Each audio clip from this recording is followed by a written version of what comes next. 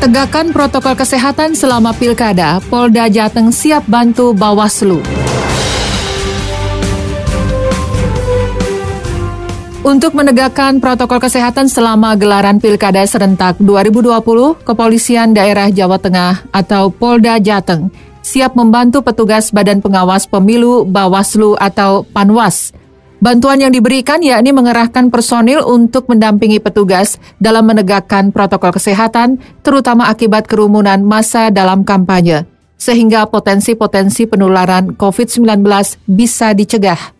Kabid Humas Polda Jateng Kombes Polisi Iskandar Fitriana Sutisna mengatakan, selama masa tahapan kampanye Pilkada serentak 2020 berlangsung, pihaknya terus mengupayakan pencegahan adanya pelanggaran protokol kesehatan, terutama menghindari kerumunan di masa pandemi saat dilangsungkan kampanye Pilkada. Menurut Iskandar, semua tahapan Pilkada tetap menjadi perhatian jajarannya. Namun selama Pilkada ini, dalam upaya penanganan pelanggaran kampanye, pihaknya sifatnya membantu petugas Bawaslu atau Panwas setempat. Sebab yang memiliki peran lebih besar adalah Bawaslu atau Panwas dan pihak kepolisian berada di belakang. Menurutnya, apabila terjadi pelanggaran aturan protokol kesehatan, maka diterapkan peraturan daerah yang berlaku, mulai dari teguran, penindakan, dan denda. Situasi Jawa Tengah sampai saat ini masih kondusif, ya, artinya masih berjalan dengan seperti biasa.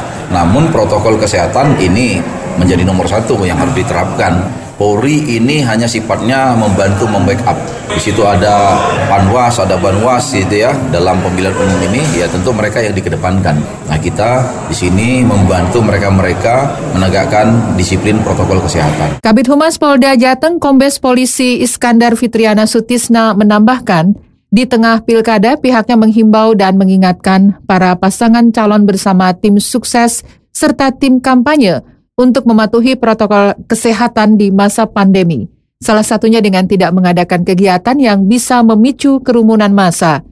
Sementara itu, selama masa kampanye Pilkada, Bawaslu Jateng mencatat telah membubarkan 14 aktivitas konvoi kampanye di 21 kabupaten kota yang menggelar Pilkada serentak di Jawa Tengah.